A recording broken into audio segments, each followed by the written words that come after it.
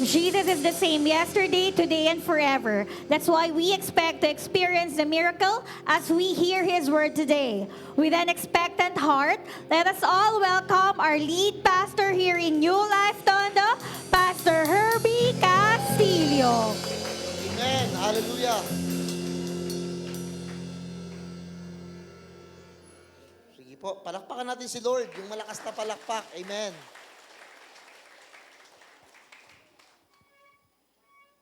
Ano naisip nyo kapag leftover yung narinig nyo?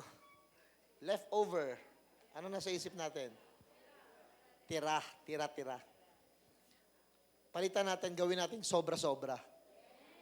Kasi kapag tira-tira, negative ang dating. Pero kapag sobra-sobra, mas positive yung dating. Ang ibig sabihin kasi ng leftover for me, o ng sobra-sobra, yung bang lahat ng tao, nakakain na ng gusto nilang kainin, busog na, wala nang paglagyan, they got more than they need. Everybody was blessed, nobody went away empty, tapos may sobra pa. So I want you to have a mindset na pag pinag-usapan natin yung leftover, huwag nating isipin na tira-tira, ang isipin natin sobra-sobra. Dahil, ganitong-ganito yung nangyaring miracle actually. Sa Bible na kung saan, dahil sa pagbibigay ng isang bata, imbis na ma-focus na ang na-bless yung libo-libo, makikita natin at the end of the story, hindi yung 1,000 na mga tao ang talagang na-bless, kundi yung isang bata. May isang verse nga actually sa Proverbs chapter 11 verse 24, sabi doon, one gives freely, yet grows all the richer. Another withholds what he should give, and only suffers want. May isang tao daw na nagbibigay ng malaya, lalong dumadami yung mayaman. Pero may isang tao na lalong nagkikip-kip o ayaw magbigay, lalong nawawalan. Sa Bible may isang story ng miracle na kung saan sinulat ito ni Matthew, sinulat ni Mark, sinulat ni Luke, sinulat din ni John. Mantakin mo yung apat na yon na nakita ni Mateo, ni Marcos, ni Lucas, ni Juan, pare-parehas sila, isinulat nila itong miracle na ito. May mga stories sa Bible na nauulit. Pero naulit lang ni Matthew at saka ni Mark. Maybe Luke or John hindi niya sumulat. Pero itong miracle na ito, sinulat nung apat. At hindi pa yon, bukod tangi sa miracle na ito yung isang klaseng miracle na hindi lang nasaksihan ng ilang pirasong tao, kundi ng napakaraming tao. In fact, 20 to 25,000 people ang nakakita sa ginawa ni Jesus na miracle. Si Lord kasi, sa Bible, kapag meron siyang gagawin, dalawang bagay yung makikita mo sa Kanya Yung truth that He taught, and miracles He performed. Hindi siya katulad ng ibang mga mangangaral, ibang preacher. Si Jesus pag nagturo, hindi lang niya i-describe, i-explain, or magsisermon. Meron pa siyang gagawing, may miracle siyang ipe-perform para mas lalo mong maintindihan kung ano yung tinuturo niya. Hindi lang sa dinidescribe niya, dinedemonstrate niya pa. Alam mo, pag dinescribe niya yung pag-ibig, mararamdaman mo talagang mahal ka kasi papatawarin ka Pag dinescribe niya, for example, yung love o yung blessing, mararamdaman mo talaga yung blessing kasi ipapakita niya sa'yo. Hindi siya katulad ng mga ibang mga tao na magaling nang magsalita, pero hindi mo maramdaman yung sinabi. Ang kaibahan kay Lord, kay Jesus, hindi lang nga minsan niya sasabihin, minsan gagawin niya, ipapadama niya sa'yo, mararanasan mo, at saka mo maiintindihan nung sinabi niya na yon. Para bang si Lord, hindi lang puro salita, gagawin niya yung kanyang sinasabi.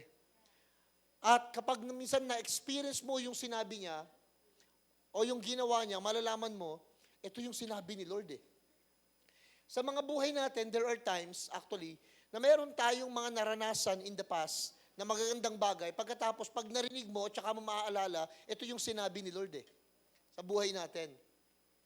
Si Lord, pagdating sa miracle, pag binabasa natin tong Bible, contains of history, yung Old Testament, may mababasa tayong mga miracle na nangyari din.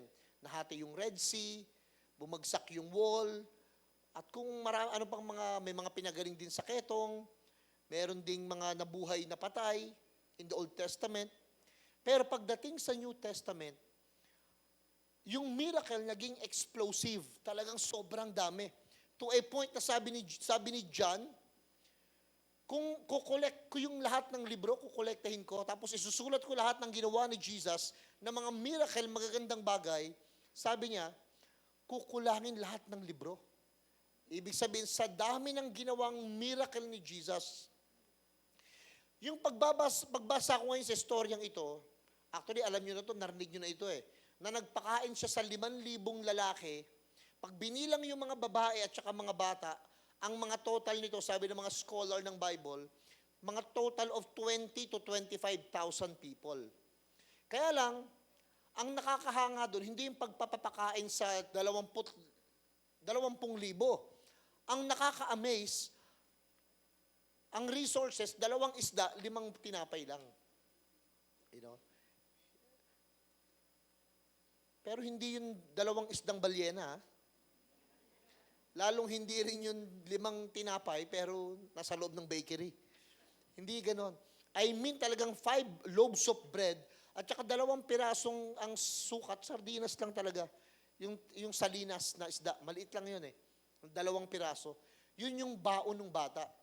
Dito natin ngayon titignan yung story. Ano yung makukuha natin? Kasi every time na may miracle, ito yung gusto kong tanungin natin sa kwento. Una, why did Jesus perform miracles? Bakit nga ba niya kailangan mag-perform ng miracle? Pangalawa, may meaning ba o mensahe kapag may ginagawa siyang miracle? Pangatlo, what do His miracles have to do with me? Pang-apat, does Jesus still perform miracles today? Pag may miracle, may message ba yun? O gawa lang siya ng gawa ng miracle? Alam niyo bang hindi gagawin ni Lord yung miracle kung hindi mo naintindihan yung mensahe? Kaya gagawa ng miracle si Lord for 2 major reasons. Unang reason, kasi divine intervention, kasi wala ka na talagang magagawa ang tao. Pangalawang reason, kaya niya gagawin yun, because of our stupidity kung minsan. Dahil kaya gagawa talaga siya ng miracle para lang to intervene sa buhay natin. Pero hindi niya gagawin palagi yung miracle. So, importante pala, ang malaman natin, makuha natin, hindi yung miracle, una, yung message ng miracle na yon. Kasi kapag ang inaasahan mo lang lagi, yung miracle, hindi yung mensahe, kailangan gumawa si Lord ng miracle araw-araw. Wala ka nang gagawin, kundi tumingin sa milagro. Hindi mangyayari yung ganon. Tanong, kayo ba naniniwala pa rin na may himala? O naniniwala kayo kay Nora Honor na walang? Ano pinapaniwalaan nyo? May himala o walang himala? Naniniwala ba kayo na pwedeng magkaroon ng himala ngayon? Taas ngayon kami ng naniniwala kay God. Candidate na kayo for miracle. Why? Yun lang kasi ang requirements unang-una ni Lord sa miracle. Hindi kailangan maayos ka, hindi by your performance, hindi by your efforts, not even by your sacrificing, not even by who you are. Magpe-perform ng miracle si Lord, whether you are a man or a woman, young or old, may pinag-aralan o wala, kayang mag-perform ng miracle ni Lord, whether you are Christians or not, believers or not.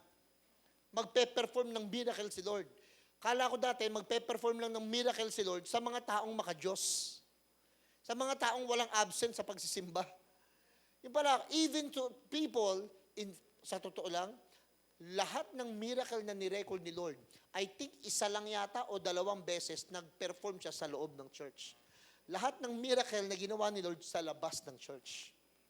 So maaaring kung minsan, ang miracle na nangyayari sa inyo, hindi nyo nakukuha sa loob ng church. Baka paglabas mamaya. Amen? Mamaya paglabas nyo, nakatapa kayo ng 1,000. Mamaya paglabas nyo, nakapulot kayo ng wallet, may lamang maleta. Hindi natin alam. Basta ang alam ko, most of the miracles Jesus performed, hindi niya ginawa sa loob ng church, sa labas ng church.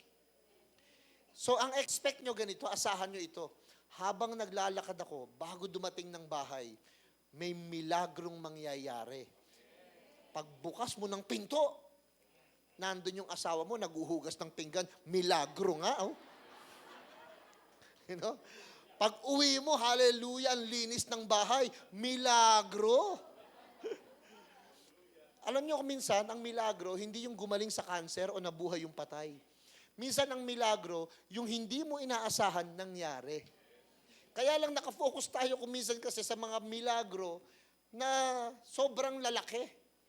Namimiss tuloy natin yung maliliit na mga milagrong ginagawa ng Lord sa buhay natin. Alam niyo ba yung unang milagro nangyari sa buhay niyo ngayong araw na ito? Yung gising kayo. Have you imagine kung hindi kayo nagising kagabi? Asan kaya kayo? Sure, wala kayo dito kung hindi kayo nagising. Pero yun lang pong humihinga kayo ngayon. Subukan yung huminga. Huwag nyo ilabas, ha? Hindi, huwag nyo tanggalin yung mask. Mag-inhale, exhale kayo. Alam nyo ang mangyayari? It's a miracle that you're alive today. Kailangan makita nyo, yun lang nandito kayo ngayon, nakalakad yung mga paa nyo, ibig sabihin, hindi ka bedridden, hindi ka nakakonfine. Miracle na yun. Minsan ang miracle, not in a form of money.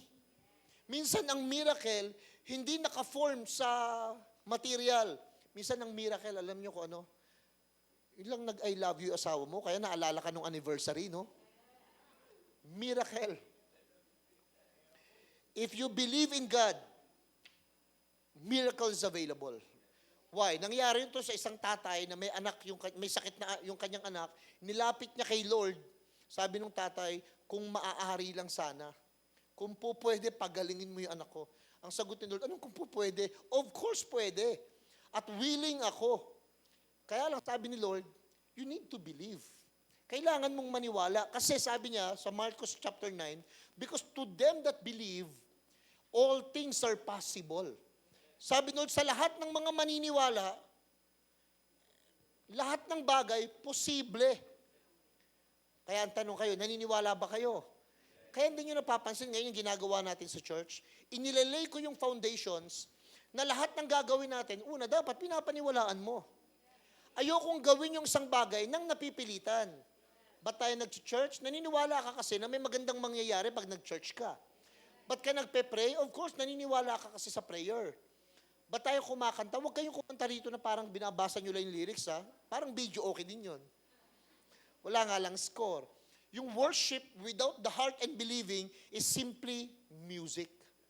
Yung prayer without believing, simply talking.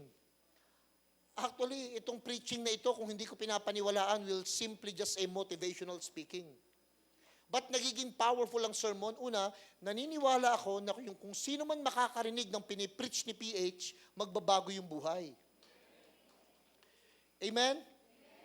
Kung naniniwala kayo, palakpakan natin si Lord. Dahil kung di kayo naniniwala, dadaldal na ako ng dadaldal dito, walang mangyayari. But because we believe, then transformation is coming. Ang unang takeaway na gusto kong mag-gets nyo kaagad bago ko makalimutan, when I bless others, I receive the greatest blessing. Basta matik na yon. Basta ikaw ang nagbigay, ikaw ang mas na-bless. Period. Ibig sabihin ganito, mas maganda palang minsan ikaw yung nasasaktan kaysa ikaw nananakit. Mas maganda yung ikaw yung nagtitiis kaysa ikaw ang... Ano gusto nyo sa dalawa? Pinagtitiisan ka o nagtitiis? Mas maganda yung minsan nasasaktan ka na lang, basta huwag ka lang mananakit. Sabi ni Lord, kung sino man daw yung mas nagbibigay, yun daw yung mas nabe-bless. Pagdating sa kapwa-tao, sa kapwa-tao, blessed are the givers than who receive. Pero pagdating sa ating Diyos, blessed are those who receive than to give. Pag sa Diyos, ang pwesto mo, receiver. Pag sa tao, ang pwesto mo, giver. Amen. Kaya kapag halimbawa, sumasagi na sa isip mo ngayon, nakakainis, nakakapagod na, lagi na lang akong nagbibigay. Okay na yon kesa nakakainis, nakakapagod na, lagi na lang akong kalabit pengi. Mas maganda yung nagbibigay ka kasi ikaw nang hihingi. Pakiramdaman niyo yung sarili niyo. Araw-arawin niyo yung kapitbahay niyo humingi ng tuka. Suka? Toyo.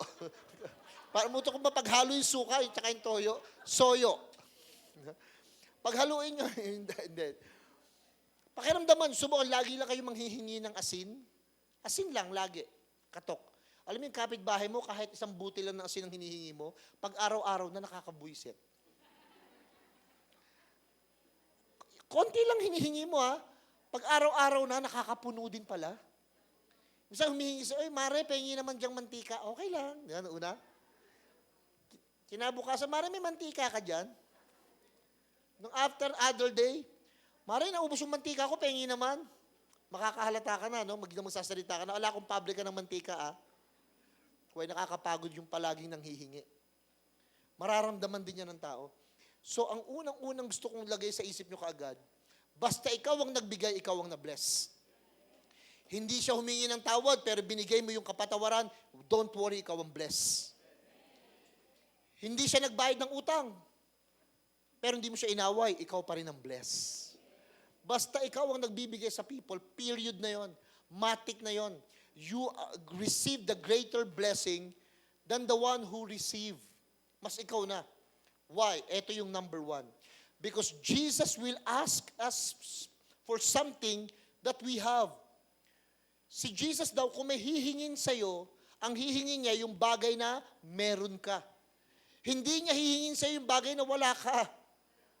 You cannot give what you do not have. Tandaan niyo ito, hindi kayo makakapagbigay ng 50 pesos kung wala ka nun sa bulsa.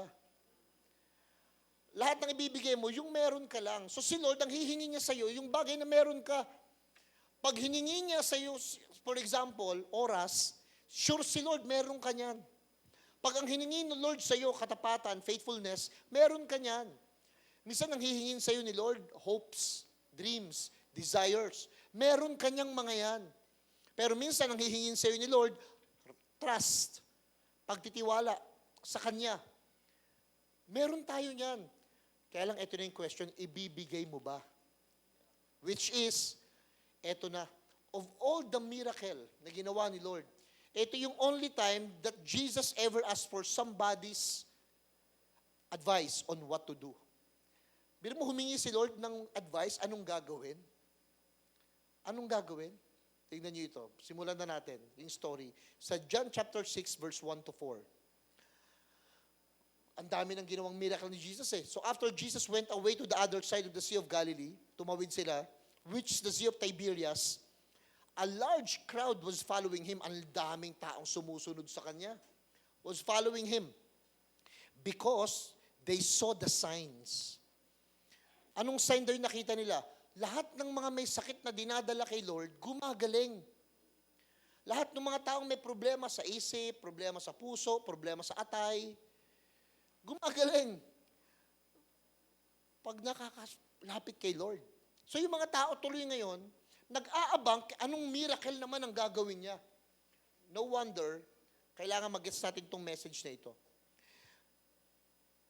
So Jesus went up to the mountain, and there He sat down with His disciple. Passover and the feast of the Jews was at hand. Pag sinabing medianoche, anong oras yon? 12:00. Ang galing ha. So ito, Passover was at hand. Ibig sabihin, 6:00 ito ng gabi. This is 6 p.m. at night. So ibig sabihin, tapos na yung umaga, tapos na yung tanghali, pagod na yung mga tao, wala na masyado activities, dalawa ang gagawin. Ano? Uuwi na sila at saka kakain na. Ang problema, ito na. Libo-libo yung mga taong sinundan si Jesus sa dami ng ginawa niyang miracle. Hindi na malaya ng mga tao yung oras. Alam niyo, ganito nangyayari. Minsan, hindi mo mamamalayan yung oras kapag mayroong mga ginagawa ang Panginoon sa buhay ng mga tao. So, sumusunod yung mga tao. Habang sumusunod yung mga tao, natural, mapapagod yan. Natural, magugutom yan. At nung napagod at nagutom na, sabi ni Lord ngayon, kailangang makakain tong mga tao. yung mga disciple, actually, sa isang account, I think in the book of Mark, sabi ng mga disciple, Lord, pauwiin na natin yung libu-libong mga tao, gabi na, nung oras na. Para pag di natin pinauwi yan, pakakainin mo pa yan. Naisip niyo ba yung kumare mong ayaw pang umuwi? Makikipananghalian pa yan. So para sabi ni Lord, nung mga disciple kay Lord, Lord, pauwiin na natin yung mga tao. Pero hindi pinayagan ni Lord na uuwi yung taong gutom. Hindi papayagan ni Lord na uuwi yung mga taong walang laman ng tiyan. Ako naniniwala, every time that we are approaching Jesus, hindi siya papayag na uuwi kang walang blessing. So si Lord, hindi siya pumayag na pauwiin yung mga tao. Ang ginawa ni Lord ito, basahin na natin, sa verse 5. Kasi mukhang may matinding problema eh. Maraming taong papakainin. Tinignan ni Jesus, lifting up his eyes, then seeing a large crowd was coming toward him, sabi ni Jesus kay Philip, where are we to buy bread so that these people may eat? Saan tayo makakabili ng tinapay para makakain tong mga tao? Ilan yung papakainin? 20,000. Ang unang problema, walang pera. Di ba kayo rin naman ganun minsan? Gusto niyo bumili ng bahay tsaka ng sasakyan, isa na lang kulang? Pera? Siya din ganun. Maraming papakainin, pero ang problema, pera. Ito pa ang totoo. Kahit naman may pera, wala naman lugar na bibilan ng tinapay. Ito pa problema. Kahit may pera at may lugar, kulang na yung oras para gumawa ng ganung kadaming tinapay. Ito pa yung problema. Kahit may pera, kahit may lugar, kahit may oras, may tinapay, ang problema ito, hindi yung totoo lahat. Imposible lahat mangyari yon. So, imposible talaga. May problema talaga na reality na confront tayo araw-araw ng buhay natin.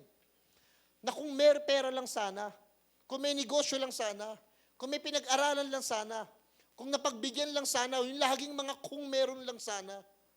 Madalas kasi ang na-appreciate natin yung meron tayo. Ay, ang lagi natin hinahanap yung wala tayo, pero hindi natin na-appreciate yung meron tayo. So dito, tinanong ni Lord si Philip, ang tanong niya kay Philip, saan ba tayo makakabili ng pera? Anong pera? Ng tinapay. Saan tayo makakabili ng tinapay para pakainin itong libo-libo? Ang tanong, seryoso ba si Lord sa tanong na yon? Palagay nyo, seryoso ba yung tanong na yon?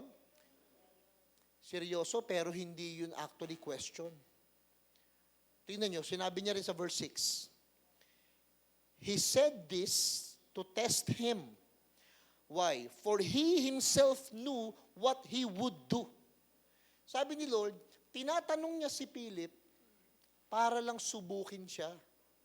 Pero alam naman talaga ni Lord kung ano yung kailangang gawin sa sitwasyon na yon.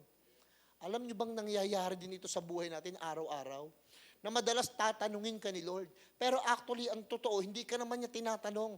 Ang tinatanong niya sa'yo, magtitiwala ka ba sa gitna ng sitwasyong ito? Alam niyo bang araw-araw kayong tinanong ni Lord? Kapag may dumating na pera, are you going to honor Him?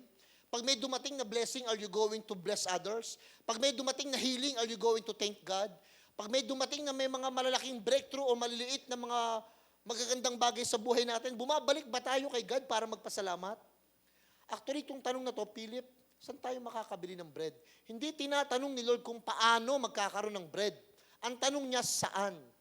Para bang yung questions ng where, ang pinatutunguhan nun, dalawa pupuntahan mo. Yung problema na yan o solusyon. Ang solusyon natin actually, si God. Ang araw-araw na question na tinatanong sa atin ng Lord, alam niyo kung ano? Saan ka pupunta?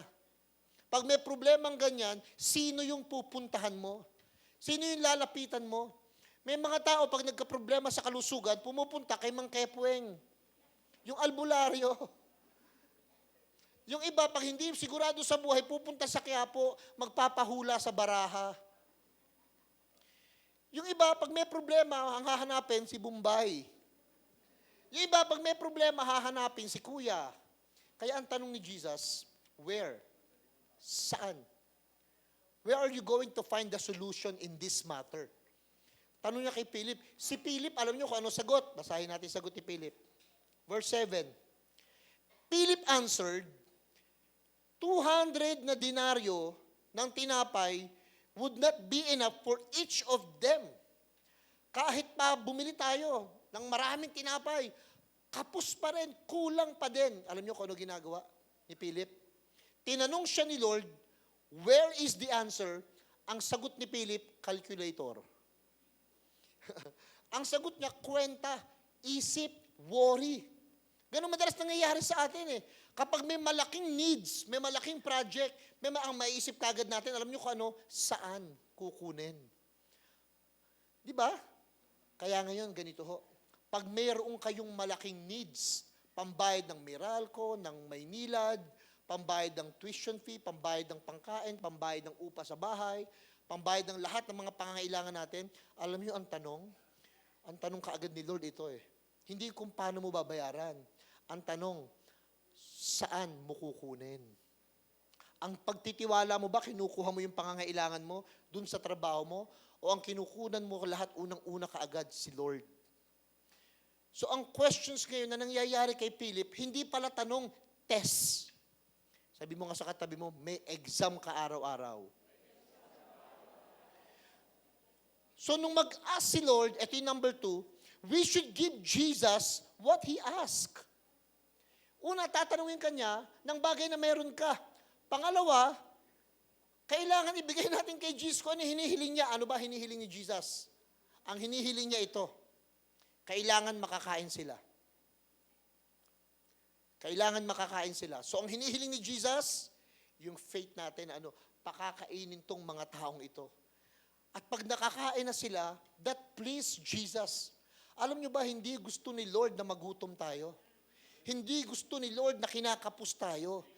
Hindi gusto ni Lord na nagkukulang o nababaon tayo o nawiwindang tayo. Hindi yun gusto ni Lord. Kaya huwag niyong tatanungin si Lord, Panginoon, ba't ganon? Panginoon, ba't ganon? Bakit nawawala? Ba't kulang ako? Ba't ganito? Ba't ganyan? Hindi yun sasagutin ni Lord. Unang-una, sasabihin sa'yo ni Lord, ako rin, ayoko nakikita kitang ganyan. Ako rin, ayoko kitang nakikita para kang hampas lupang nanghihingi dyan ng limos. Ako rin, ayoko yung ganyan, nakikita ka na lagi ka na lang kalabit penye. Ayoko rin. Ang gusto ni Lord, nakikita kang bless. Ang gusto Lord, nakikita tayong masaya, malusog. Amen. Kailangan nakikita sa atin kasi yun eh. Pero para makita sa atin yun, dapat meron tayong pinaniniwalaan. Pinapaniwalaan. Ako, I realized a long time ago, everything that I have is the result of my believing. Dapat tignan ninyo, itong church, lahat na ito nakikita nyo, mula mikropono hanggang pulpito. Ayan, pati ito. Pati mga speaker. Christmas, lahat yan. Resulta yan ng paniniwala. Naniniwala kayo doon? May naniniwalang mga tao para sa church na ito. Kaya pagka kayo tumatayo, nagbe-bless, nag-give, and then nagagamit natin yung mga pera ninyo para i-provide lahat ng mga needs ng church, ibig sabihin, lahat ng nakikita nyo ngayon, resulta ng mga paniniwala ng tao. Ngayon, kung di ka naman naniniwala, wag. Pag wala kang paniniwala, walang mangyayari din. Okay lang naman yon. Ikaw naman nawalan. Kaya first, you need to believe. Pag may malaking needs, ang unang tanong ni Lord, sino ang titignan mo? Yang needs na yan o ako? Para ang tanong niya kay Philip, may hihingin ako sa iyo. Kailangan mabigay mo. Kasi kay Lord, ang nagpapabother sa Kanya, hindi yung lack of food. Ang nagbabother kay Jesus, lack of faith. Hindi yung problema sa Kanya yung food. Alam niyo kung bakit? Yung lack of food, hindi kayang pahintuin si God. Pero yung lack of faith, kayang pahintuin si God. Basahin natin yung verse, Matthew chapter 13, verse 58. Sabi ng Matthew 13:58, walang nagawa si Jesus sa isang baryo, sa isang bayan ng mga miracle, hindi niya nagawa kasi hindi naniniwala yung mga tao. So He could do no mighty works because of their unbelief. Pagka pala tayo ayaw nating maniwala in a certain area, hindi makakilos si Lord. Halimbawa, ganito. Si Lord gusto niyang maranasan mo dahil ginawa naman niya eh. Yung forgiveness, pero hindi ka naniniwalang pinatawad ka, kukondem mo yung sarili mo. Si Lord, pinagaling naman talaga tayo sa karamdaman eh. Pero pag hindi natin pinapaniwalaan ang tagal ng kagalingan sa buhay natin. So we should make everything quick. By what? By quick to believe. Yung mabilis tayo naniniwala na, Lord, hindi, maaayos ito. Pag mabilis kang naayos, actually ganito yung sign ng maturity, hindi yung kung sino pinakamatagal na sa church. Ang sign ng maturity to those people who can forgive quickly, who can mature quickly, who can adjust quickly, are the true signs of maturity. Why? Sila yung mga tao kasing naniniwala na pag nasaktan, parang sipon, singhot, singa, okay na. Pag nagtampo, masabi lang, makaano lang ng konti, okay na. Yung iba, pag nagtampo, after 10 years, tampo pa din. Yung iba, konting madilang ng konti, ayos na, nakaka-move on. Why? That's the sign of maturity. Why? Because they believe na wala na kaming enough time para spend pa itong mga ganito sa panahon. Kailangan matapos itong araw na ito na hindi ay kagalit. So naniniwala siya na hindi nakakatulong ito. So dapat ayusin kagad. Look at this. Think about it. Ang tanong ni Lord dun sa tao, saan makakabili ng bread? Pero ang pilit sagot ng mga tao, paano ako makakapag-produce ng bread? Di ba? Pag tinanong ka, paano na, anong gagawin natin sa mga tao, sa mga bata? Ano yung pambabayad natin dito? Ano yung panggagastos natin sa Paskong ito? Ano yung pambibili? Ano yung lahat yung mga tanong, ganito, ganyan eh.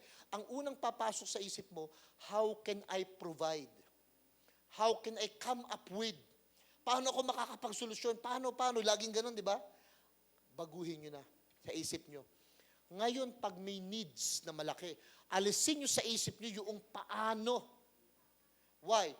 Pag si Lord nag-aas ng bread, hindi niya sinasabing gumawa ka ng bread. Ang hinahanap niya sa atin, when God asks for bread, He wants you to serve. He wants you to be the waiter and He is the baker. Ang mangyayari dapat, pag si Lord nag-ask ng something sa atin, ang gagawin natin, Lord, hindi tayo ang magpuproduce ng solusyon. Ang gagawin natin, magwe-waiter lang, isa-serve lang natin yung solusyong ginawa ni God sa buhay natin. Amen? Halimbawa, alam nyo ba, tayo ngayon I'm not going to announce this, pero sabihin ko lang sa inyo yung chismis. Na yung bangkong inuupuan nyo, papalitan na yan. Next year, hindi na plastic na bangko yung inuupuan nyo. Why? Kasi yung mga umuupo dyan sa bangko na yan, big time. Tingnan mo yung katabi mo, big time yan eh. Kaya kailangan mapalitan na yung mga bangko. Why? Kaya maingay pang mahirap yan eh. Ang bibili natin, yung bangkong may foam, yung pag-upo mo, may sumisingaw.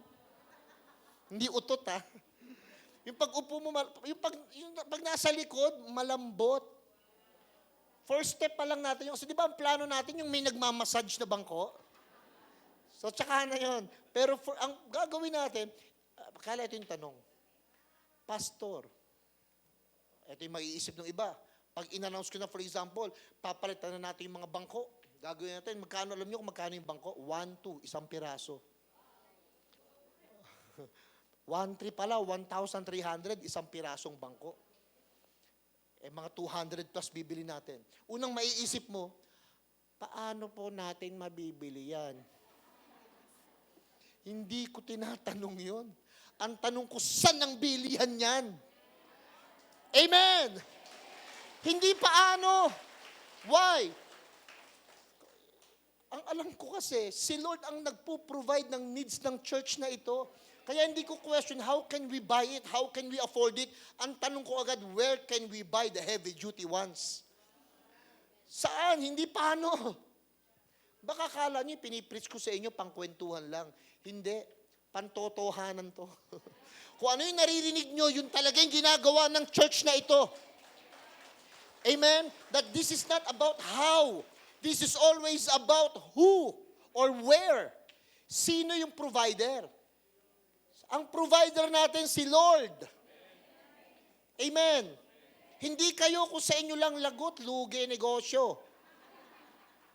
Kung aasahan kayo, sabi mo sa katabi mo, sa iyo wala, sa kanya meron. Hindi pwedeng tao asahan mo. Umaasa ba kayo sa tao? Kung umaasa kayo sa tao, masasaktan ka lang. Kung umaasa ka sa katabi mo, naku po. Alam nyo, magandang asahan natin si Lord. At alam natin, pag si Lord ang inasahan natin, gagamitin niya yung katabi mo. Ngayon, let's focus on the boy. Tingnan natin itong si Tikboy. Pangalanan natin Tikboy ang batang to. Sa John chapter 6, verse 8 to 9. Yung isa sa mga disciples, si Andres, Simon Peter brother, said to him, may bata dito. Kasi naghanap si Lord eh. O dali, hanap kayo. So, meron ba tayo dyan? Siguro nagko-collect. Siguro nagtatanong, meron ba tayong alam na bakery? Gold Clock, Red Ribbon, Liberty. Saan ba may panadirya dyan sa kanto? Wala talaga maano. Hanggang sa may nag-report. Nilapitan si Peter. Si Andres yung lumapit. Ter, meron isa. Bakery? Hindi, bata. Ito. Nagbo-volunteer. Kanina pa to, siya yung taas ng taas eh. Nag-a-announce tayo, may mga tinapay ba kayo dyan? Yung bata, ako po. Ilan? 2 po. And then sabi, 5. Sabi ng bata ngayon, dinala yung 5. Alam niyo gaano kalaki yung 5 tinapay na dala niya? Nakakita na kayo ng piyaya? Yung kupe, yung pipe, kaya piyaya yun eh. Yung tinapay na nakatihaya yata, ibig sabihin piyaya. Yung piyaya na yun, halos ganun kalaki. Yung fita, palakihin mo ng konti, ganyan yung tinapay ng bata, 5 ganyan na kinupi. Yung isda, gaano kalaki? 1 dangkal. Alam niyo, nasa loob ng sardinas. Swerte pa yung sardinas, 3 sira dun eh. O 4 pagka... Yung sa bata, 2 lang. Present ngayon ng bata kay Lord. Binigay kay Philip. Sabi ng bata, ito, kung kayo yung bata, tingin kayo kay pastor, meron kang 2 isda, may 5 tinapay, kung kayo yung bata, alam ko nasa isip nyo, bibigay mo 2 isda, di ba? Tigisa kayo ni Lord. Yung 5 tinapay, ilang bibigay mo? 2, 3 sa'yo. Para may matira ka, di ba? Itong bata, ibang klase. Alam nyo kung ano ginawa ng bata? Todo bigay. Binigay lahat, walang tinira sa sarili niya. Why? Alam nung bata, kung magutom man siya dahil nawalan ng tinapay, yung humihingi sa kanya, yun ang tinapay ng buhay. Paano ka magugutom doon? Eto na. Pagdating doon, kinuha ni Lord yung tinapay. Tapos, ang ginawa ni Lord, nagdasal. Yung tinapay, tinaas sa Panginoon. Nagpasalamat. Ang laki ng needs, ang laki ng gastusin, kakarampot yung provision. Ang ginawa ni Lord, nagpasalamat. Tanong ito, naiisip nyo ba minsan yon? Yung pagdating na sa inyo ng bill, pagdating na sa inyo ng mga gagastusin, ang laki-laki, tapos ang pera mo kakarampot. Naisip nyo ba na magpasalamat kay Lord? Itaas sa Kanya at sabihin, Lord, ang gagastusin po ngayong linggong ito, 1.5. Ang meron lang po ako dito, 150. Medyo malaki-laki pa kulang, Lord. Ang tanong ito, yung 150 mong hawak, ginawa mo ba ganito? Lord, thank you po. Aalisin ko pa rin yung 10 piso dito para sa ito, Lord. So, 140 na lang. Nag-pray ka. Have you done that? Na may konti na lang natitira na nag-pray kayo. Tapos ang ginawa mo, may kumatok pang pamangkin. Humingi ng 5 piso, edi 135 na lang. Yung pamangkin may kasamang tropa, 3. Tigli 5 piso yun. Pagka na natitira, alam nyo nangyayari? Ang nangyayari ito, the more you distribute, magtataka ka. Sa kabilang banda, may ibang tao pala nag-bless sa'yo ng 2,000 pesos. 1.5 ang kulang mo. May nagbigay sa'yo ng 2,000 pesos, hindi na uubos yung ginaganon mo. Ang key, ang susi ito. Ang susi actually, number 3, Jesus will use what you give Him. Jesus will use what you give Him. Ang tanong, binibigay ba natin kay Lord yung oras pag humingi siya ng panahon sa atin? Binibigay ba natin yung pera pag humingi siya ng pagkakataon na magbigay tayo sa ibang tao? Binibigay ba natin yung ating efforts, yung ating worship, yung ating prayer, yung ating sarili kay Lord, yung ating pride, yung ating lahat ng mga bagay na kinikimkim natin for ourselves, yung talents, yung giftings, yung skills, yung mga moment, binibigay ba natin sa Kanya pag hinihingi niya? Kaya hindi magamit. Lahat ng bagay na binibigay at pinagagamit kay Lord, nabe-bless itong lugar na ito. Alam niyo ba kung ano itsura nito dati? Hindi ganito. Pero ginamit kay Lord, tingnan niyo naman, para tayo nasa SM. Diba? Ginamit kay Lord eh. Si Peter yung bangka doon, dalawa yung bangka eh. Ang napiling ipagamit yung bangka ni Peter. Alam niyo kung anong bangka yung malubog-lubog dahil sa blessing? Yung bagay na ginamit ni Lord. Alam niyo yung buhay niyo, pag yan nagamit kay God, I'm telling you, talagang ibe-bless siya ni Lord. Why? Because Jesus will use what you give Him. Eto na, John chapter 6, verse 10 to 11, Jesus said, have the people sit down. Ayan na. Wala nang choice. Why? Pinaupo na yung mga tao. Paupuin yung mga tao. Tapos sabi ni Lord, now there was much grass in the place, so the men sat down, about 5,000 people. Then Jesus took the loaves, and when He had given thanks, pagkatapos ng magpasalamat sa kakarampot, sabi ni Lord, okay, distribute nyo na. Kailan dumami yung tinapay? Dumami ba yung tinapay, isda, nung nasa kamay pa ni Jesus? Hindi Dumami kailan? Nung simulan ng i-release sa kamay ng mga disciple. Alam nyo, kailan magsisimula ang multiplication? Pag nagsimulang ma-release sa mga kamay natin. Hanggat hawak mo, hindi yan mabibless. But once you release your time, your effort, your talents, your money, your treasures, your value, lahat binigay mo, nirelease mo, suddenly hindi na uubos. Hindi na uubos. Kaya dumami yung isda at tinapay. Kailan? Nung pinibigay na nung mga disciple. Nagtataka sila. Meron na naman meron na naman Parang nakakaloko to hindi na uubos Hanggang sa nag-enjoy na talagang, sige, bigay ng bigay. Bigay ng bigay. Why? Napupuno. Hanggang sunong lahat, bondat na. Toothpick na lahat. Nasa ilalim mga puno. Binibigyan pang supa. Tama na. Sige, alam mo yung bine-bless mo. Okay na. O sabi niya, ipunin niyo yung mga naipon. Alam niyo kung ano yung naipon? Yung sobra-sobra. Ang naipon, 12 bakol. 12 basket. Alam niyo yung basket sa Greek word? Yung basket, coffin.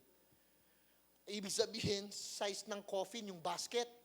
Ganong kalaking basket. Hindi ganitong basket. Eto hindi ganitong tinapay. Malaking ganyang buo. Yung kasya taos, dyan nagtago si Apostol Pablo sa basket. Nung hinahabol siya, kasya siya ron Ganyan nilagay din yung mga tinapay.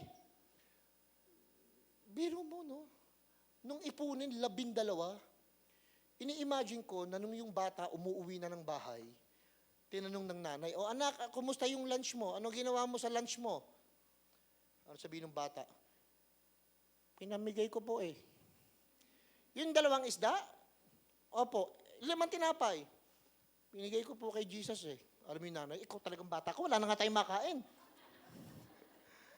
Para iba sa atin, pag nagbibigay yung bata, pinapagalitan nyo, no? And you know what happened? Siguro sabi ng bata, hindi po, Nay. Nung binigay ko kay Jesus yung 2 isda, 5 tinapay, Nay, buksan mo yung pintuan mo, Nay. Pagbukas, ang daming tinapay nito, Nakay. Nay, saksak mo sa baga mo, Nay,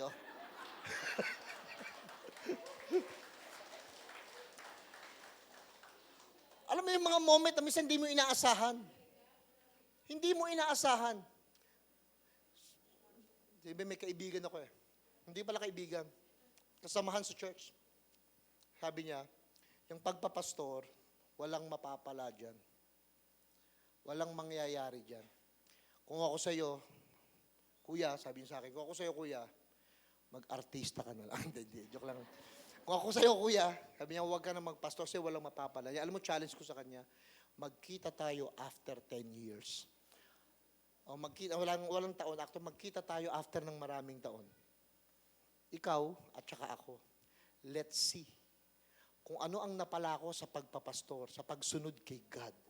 At tingnan ko kung ano ang napala mo. Kahit UP graduate ka, matalino. Tingnan natin, pagsamahin natin, kumparahin natin yung ikaw at ako. And guess what? Kung magkikita kami ngayon, siguradong panalo si pastor. You know why? You know why? Because I learned to give small things to Jesus. May tanong ako sa inyo. Ba't ang ginamit yung 2 isda tsaka 5 tinapay? Pangalawang tanong, bakit yung bata? Di na lang matanda ang ginamit, no? Ba't yung bata? Pangatlong tanong, pwede bang magpakain si Lord ng tinapay? Kahit walang bata at saka walang 2 isda tsaka 5 tinapay? Tanong ko kayong lahat, sagot lang kayo. Pwede bang magpakain si Lord ng tinapay? Nang walang bata, tsaka 2 isda, 5 tinapay? Pwede o hindi? Bakit nilagay pa yun sa storya? Pwede naman pala. Pero tama kayo. Pwede naman Sa lumang tipan, nabasa nyo ba? Wala namang bata at saka 2 isda, 5 tinapay. Alam nyo ginawa ni Lord? Nagpaulan ng tinapay sa 3 milyong tao. Umuulan. Hindi pa yun, may kasamang Kenny Roger. Yung mga pugo, lumilipad. May chicken na, may bread pa. May bata bang nagdala? Wala. Bakit yung ginawa niya? Ba't di na lang niya ginawa uli? Na sinabi ni Lord. O mga bata, o mga tao, upo kayo. Tapos anong gagawin? Uulan, pero huwag kayong magpayong. Nga. Magpe-pray si Lord, babagsak lahat ng mga croissant, Jayco, Dunkin Donut, bagsakan lahat yan, Munchkin, nakagano ka, nakain lang. At teka lang, hindi pa yan. Ito naman, mga salmon, ulan naman, no?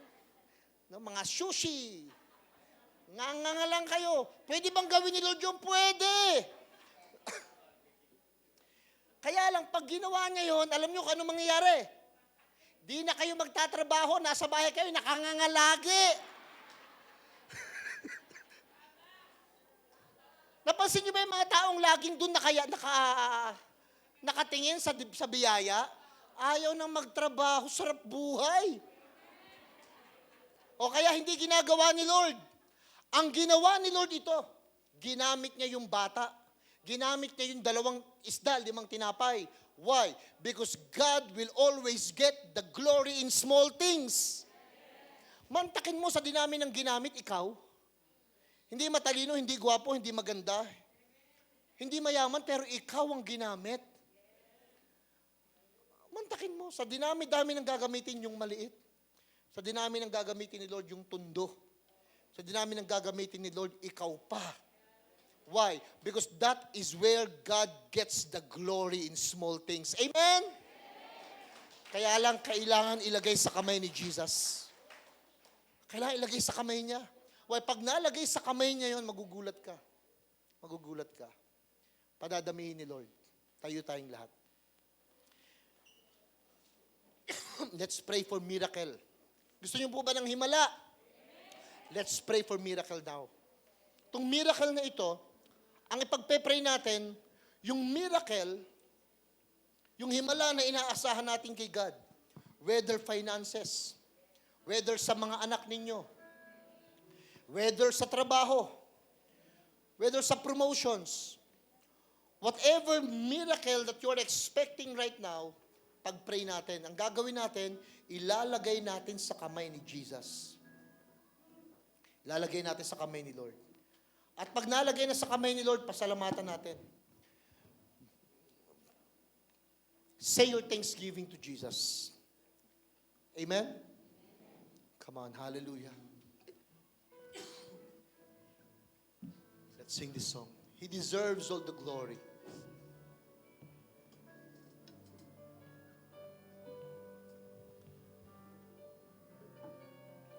Oh Lord, thank you, Lord. You deserve the glory Come on.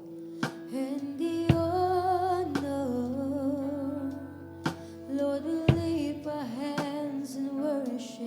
Bless And we bless your Your holy holy name. You deserve the glory and the honor. Lord, we lift our hands in worship. We bless your holy name. And we bless your holy name. For you are great. You do miracles so great. There is no one else like you. There is no one else. There is no one else like you. For you are great. You do miracles so great. There is no one else like you. There is no one else like you. One more time. As we expect miracle today, you deserve the glory. As we expect miracle, The honor. pwede bang taas natin yung kamay natin kay Lord? Lord, we lift our hands in Bless worship. your holy name. And we bless your holy One more time. You name. deserve the glory and all the honor. And the honor. Lord, we lift our hands in worship. Bless, As we bless. bless your holy You are great, Lord. name. For you are great. You do miracles so great. There is no one else like you. There is no one else like you. For you are great. You do miracles so great. There is no one else like you. There is no one else like you. For you are great. You do miracles so great. There is no one else like you. There is no one else like you. For you are great. You do miracles so great. There is no one else like you. There is no one else. There is no one else like you. Lord, right now, we are expecting for a miracle. Today, Lord, kung meron man kami ngayong Panginoon na mga pangangailangan na tila imposible sa aming paningin, umaasa kami sa milagro sa oras pong ito. If this is finances, or sickness, or marital problem or relationship, we are expecting for a miracle today. If this is doubt, ano ba itong merong bukol na ito? Tunawin mo sa pamagitan ng milagro, Lord. At kung may mga tao na parang tila imposible, Panginoon, na magbago, baguhin mo yung puso niya sa oras pong ito with this miracle. I pray, Lord, right now that you continue to touch your people. That you just continue, Lord, to show yourself how much you love each one of us. True miracles. We are putting into your hands right now. Nilalagay namin sa kamay mo ngayon. All the desires, all this hope, even disappointment, even challenges, problem, nilalagay namin sa kamay mo, Panginoon. Perform a miracle right now. In Jesus' name. I pray, Lord, sa lahat ng mga taong nandito ngayon, anumang inaasahan, maging imposible man, we believe, Lord. We believe. You made a promise that's going to be possible as we believe. So we believe, Lord, anumang mga nasa isip namin ngayon, nakahirapan sa buhay, anumang mga challenges, right now, we are coming to you, believing, naniniwala kami, na may magandang ginagawa ka sa oras pong ito. That you are touching, you are healing, you are restoring and repairing right now. Mend broken hearts. Fix our future. Whatever things happened in the past, yung future namin, ang mahalaga ngayon. Ina-arrange mo, inaayos mo. Inaalis mo yung pangamba, yung mga na-miss namin itong mga nakaraang taon. May babalik 7 times. So Father, thank you. Thank you, Lord. We give you the praise. We give you the glory. Maraming salamat po. Ito po ang aming panalangin. In Jesus' name, amen. Amen.